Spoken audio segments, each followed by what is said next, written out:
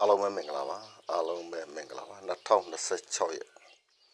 ခုနှစ်ကြိမ်မြောက်ကိုကျွန်တော်ကဏ္ဍလေးတင်ပြပေးပါမယ်ကဏ္ဍ site ကလေးဒီဘက်ကလည်းကျွန်တော်ယူဆလေးနည်းနည်းလွဲချော်သွားတဲ့အတွက်ကျွန်တော်တကယ်ရင်ပေါ်တာတွေအားလုံးကံကောင်းခြင်းနဲ့ဝေခဲ့ရတယ်ခုဘက်မှာလည်းပြီးရဲ့ဘက်က site လေးတိုင်းကိုကျွန်တော်ရှင်းပြတင်ပြပေးမှာဖြစ်ပါတယ်ပြီးရဲ့ဘက်ကဒီ file လေးကိုမှတ်မိကြပါလိမ့်မယ်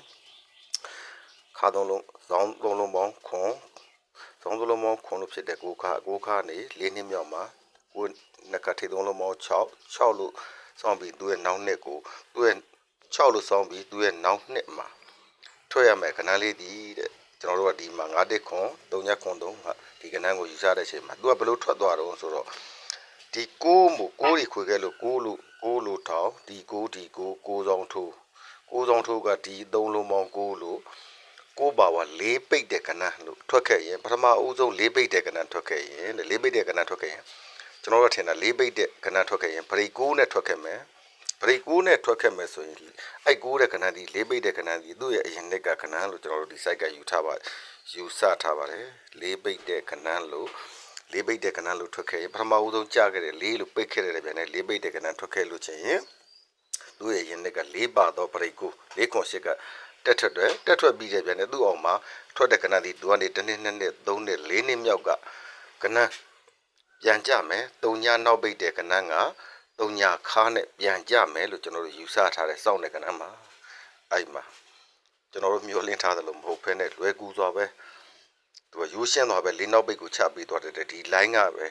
ထုတ်ပြီးဒီ line အတိုင်းပဲစနစ်ထဲကတော့ထွက်သွားပါတယ်ကျွန်တော်တို့မပေါက်လိုက်ရပါဘူးသူကစောင်းသုံးလုံးပေါင်းခွန်လို့ဖြစ်တဲ့ကိုခါနေ၄နှစ်မြောက်မှာထိ9ရဲ့နှစ်ကထိသုံးလုံးပေါင်း6ထိသုံးလုံးပေါင်း6ပြီးဒီ9ဆောင်ထိုးဒီ3လုံးပေါင်းသူက9ဆောင်ထိုးလို့ပါဝါတစုံရိုက်ပြီး9ဆောင်ထိုးတဲ့ပြိုင်နဲ့9ဆောင်ထိုးပြန်တဲ့6ထိပ်က3ည6လို့ဖြစ်ပြီးသူ့ရဲ့နောက်နှစ်မှာထွက်ရမယ်ဒီနှစ်ချာမှာထွက်ရမယ်ကဏ္ဍဒီတဲ့9ရဲ့ပါဝါ၄ပိတ်တဲ့ကဏ္ဍကြတဲ့တပြိုင်နဲ့ဘရိတ်9၄ပိတ်တဲ့ကဏ္ဍကြတယ်ပြန်လေ၄ပါဝါကိုဘရိတ်9လို့ဖြစ်တဲ့ပြိုင်နဲ့အဲ့9ဘရိတ်9တဲ့ကဏ္ဍဒီသူ့ရဲ့အရင်နှစ်ကကဏ္ဍမှာနှစ်3 4ဆိုတဲ့ကဏ္ဍဒီ3နှစ်4လို့ထွက်သွားတယ်ထွက်တဲ့ပြိုင်နဲ့သူ့အောက်ကကဏ္ဍဒီသူ့အောက်က3ညခါတဲ့ကဏ္ဍဒီသူကနေ1နှစ်2နှစ်3နှစ်4နှစ်မြောက်က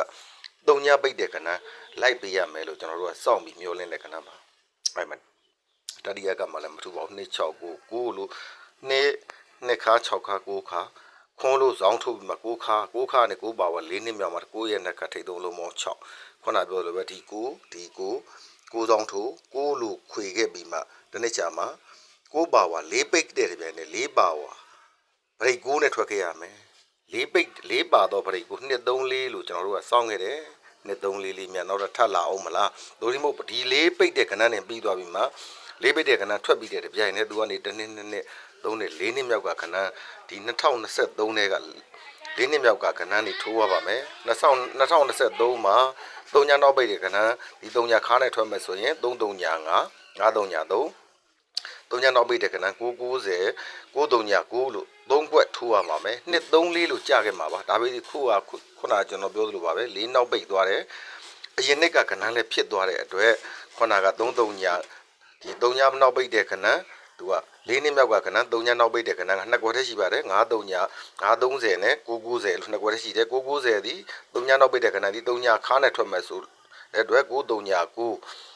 53ည3ဒီ33ည5 53ည3လို့2ခွက်ထိုးရပါမယ်ဒီ line လေးကအဲ့လိုပဲပြီးမလားတိုရီမို့ကျွန်တော်ဒီ line လေးကပဲ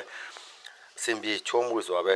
ဆက်ပြီးထွက်ခဲ့မယ်ဆိုလို့ချင်းကျွန်တော်ဒီ line ကပြီးတဲ့ဘက်ကလည်းကျွန်တော်တို့ယူဆသလိုပါပဲခုနပြောသလိုပဲ6ခါလို့ဖြစ်လို့6ပါဝါ4နှစ်ပြမှာ9ရဲ့နှစ်ကထိသုံးလုံးမော6တနေ့ချမှာထွက်မဲ့ကဏ္ဍဒီသူကကျွန်တော်တို့က9တက်ခွန်3ည3ဒီကဏ္ဍကိုယူဆတဲ့အချိန်မှာသူကပထမဦးဆုံးသူ line ကပဲ4ပိတ်တဲ့ကဏ္ဍထွက်သွားပါတယ်4ပိတ်တဲ့ကဏ္ဍဆိုရင်4နောက်ပိတ်တဲ့ပြိုင်နဲ့အဲ့ဒီထဲမှာ4လို့ပိတ်တဲ့ပြိုင်နဲ့4ပါဝါဗရိတ်9လို့ဖြစ်ရပါမယ်ဗရိတ်9တဲ့ကဏ္ဍဒီအရင်နှစ်ကကဏ္ဍ4ခွန်8ဆိုတဲ့ကဏ္ဍကတက်ပေါက်တယ်ပေါက်ပြီးတဲ့ပြန်နဲ့သူ့အောက်က3ညခါတဲ့ကဏ္ဍဒီ1နှစ်2နှစ်3နှစ်4နှစ်မြောက်က4နှစ်မြောက်ကသူက3ညပိတ်တဲ့ကဏ္ဍ430ဆိုတဲ့ကဏ္ဍက3ညခါနဲ့တခါလဲ4ပိတ်ပြီးတဲ့ပြန်နဲ့ကြာရပါတယ်ဒုတိယကမှလည်းမထူပါဘူးကိုဇောင်း3လုံးပေါင်းခွန်9ခါ9ပါဝါ4နှစ်မြောက်မှာထိ3လုံးပေါင်း6တနေ့ချာမှာ9ပါဝါ4ပိတ်တဲ့ပြန်နဲ့ကျွန်တော်တို့ကစောင့်ခဲ့ပါတယ်4ပိတ်တဲ့ပြန်နဲ့4ပါဝါကိုဗရိတ်9ဒီသူ့ရဲ့အရင်နှစ်က ကဏ္ဍဖြစ်ခဲ့ရပါမယ်နှစ်3 4ဆိုတဲ့ကဏ္ဍဒီ3နှစ်4လို့လေးပိတ်နဲ့ကြားတယ်ဗျာနဲ့အောက်မှာ3ညခါတဲ့ကဏ္ဍဒီသူကနေ1နှစ်2နှစ်3နှစ်4နှစ်မြောက်က3ညပိတ်တဲ့ကဏ္ဍ3ညပိတ်တဲ့ကဏ္ဍ3ညပိတ်တဲ့ကဏ္ဍဒီ3ညပိတ်တဲ့ကဏ္ဍတကွဲတော့3ညပိတ်တဲ့ကဏ္ဍဒီခုနပြောတဲ့လေးပိတ်တဲ့အောက်မှာ3ညခါနဲ့ထွက်ခဲ့ပါတယ်တတိယကမှာလည်းထိတ်3လုံးပေါင်းခွန်ခါ3လုံးပေါင်းခွန်လို့ဖြစ်တယ်6ခါ6ခါနဲ့4နှစ်မြောက်မှာ9ရဲ့နှစ်ခါထိတ်3လုံးပေါင်း6လို့ဖြစ်ပြီးလေးပိတ်တဲ့ပြိုင်နဲ့ကျွန်တော်တို့ထင်တာက4ပါဝါဘရိတ်ကူဆိုတော့3နှစ်4ဆိုတဲ့ကဏ္ဍက2 3 4လို့ကျွန်တော်တို့စောင့်ခဲ့ပါတယ်2 3 4လို့ခုပင်မာများထပ်ထွက်ပြီးမှများခုနပြောလေ4နှစ်မြောက်က1နှစ်2နှစ်3နှစ်4နှစ်မြောက်ကပါဝါစုံကြတဲ့4နှစ်မြောက်က3ညပိတ်တဲ့ကဏ္ဍနှစ်ကွက်ကခုနပြောလို့990နဲ့930မဲ့ထွက်မလားသို့ဒီမဟုတ် तू ကကြည့်တဲ့အချိန်မှာ4ပါဝါ4ပိတ်တဲ့က4ပါဝါဗရိတ်9လို့ကြားတယ်ဗျာနဲ့3ညခါတဲ့ကဏ္ဍသီး3ညရှေ့မှာ9ဗရိတ်မို့9ပါဝါ3ညခါတဲ့ကဏ္ဍက3ညပါတဲ့ကဏ္ဍလို့ထွက်ခဲ့တာဆိုရင်ဒီမှာ6ပါတဲ့ကဏ္ဍဆိုရင်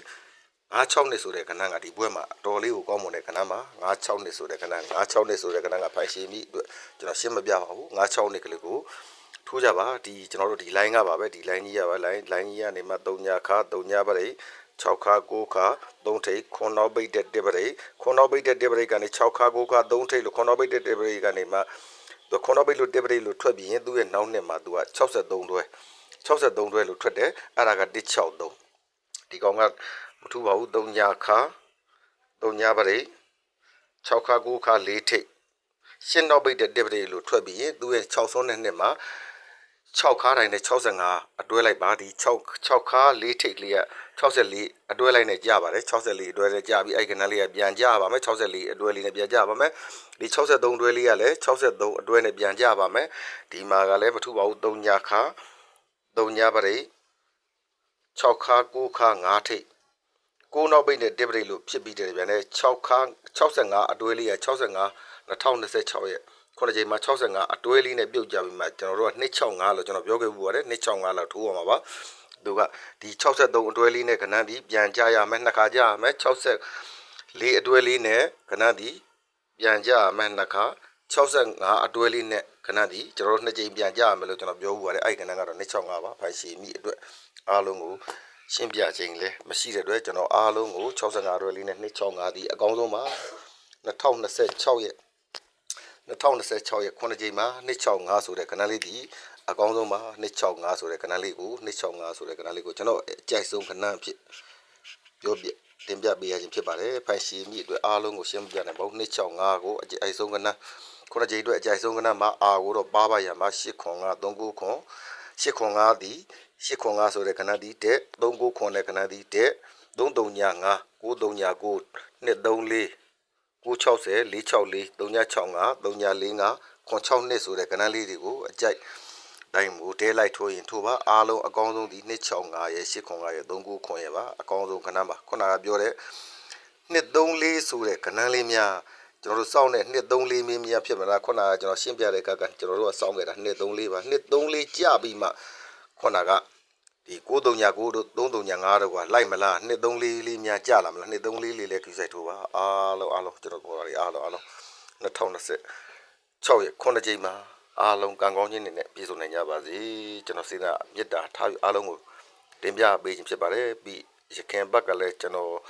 မထင်မှတ်တဲ့ခဏက4.5ဆိုတဲ့ခဏပတ်လေ site ကလည်းထွက်သွားပါတယ်ပေါ့ရွေးထုတ်တဲ့ organ မဟုတ်တဲ့အတွက်ကျွန်တော်တင်ပြပေးခြင်းဖြစ်ပါတယ်ပေါက်ပြန်တော့လဲနည်းနည်းပါးပါးလေးနဲ့ဘာမှမထိရောက်ပါဘူးအားလုံးဘော်ဒါတွေအားလုံးကိုကောင်းစေခြင်းနဲ့စေနာနဲ့ကျွန်တော်ဩတဲ့ခဏကိုရောင်းစားခြင်းမဟုတ်ပါဘူးကျွန်တော်ရော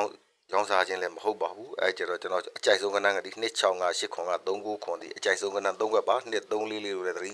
ထားပြီးထိုးကြပါအားလုံးကံကောင်းနိုင်ကြပါစေ